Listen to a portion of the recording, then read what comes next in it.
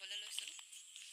শিৱসাগৰ থাকি নাজানে ইয়াত যে আমাৰ দিখৌমুখতে ৰামকাবি দেৱালয় আছে কামাখ্যা পীঠৰ দৰে একে মহত্ব আমাৰ ৰামকাবি দেৱালয়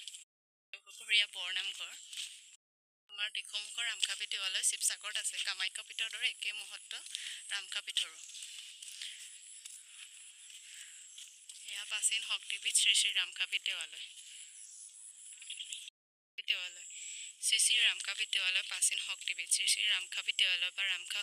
দেওশাল আৰু পাক আহোম যুগৰ এখন প্ৰাচীন শক্তিপীঠ বুৰঞ্জীৰ মতে স্বৰ্গদেউ চুকাফাই 1228 খ্ৰীষ্টাব্দত অসমৰ আগমনৰ পাছত এই দেওশালত পূজা অৰ্চনা কৰিছিল স্বৰ্গদেউ চুটেংফাই 1268 আৰু 80 খ্ৰীষ্টাব্দত এই পীঠ পৰিচালনাৰ বাবে দেওঘৰীয়া মানুহৰ নিয়ম নিবন্ধ কৰোৱাইছিল প্ৰতিষ্ঠা কালৰ উল্লেখ নাই যদিও আহোমসকলৰ পূৰ্বে এই পীঠ বৰাহী কছাৰী আৰু চুতীয়াসকলৰ পৃষ্ঠপোষকতাত পৰিচালিত হৈছিল এই পীঠত দেৱীৰ বক্ষস্থল শিলাকাৰে বিদ্যমান অজ্ঞাত কাৰণত কিছুদিন নদীৰ গৰ্ভত বিলীন হৈ থকা এই পীঠ স্বৰ্গদেউ লক্ষ্মীসিংহই উদ্ধাৰ কৰি 1969 পৰা 80 খ্ৰীষ্টাব্দৰ ভিতৰত পুনৰ প্ৰতিষ্ঠা কৰিছিল দেওশালৰ নাম অনুসৰি পীঠৰ নাম অৱস্থিত গাঁওখনৰ নাম দেওঘৰীয়া স্পিডমৰ ৰামকাবি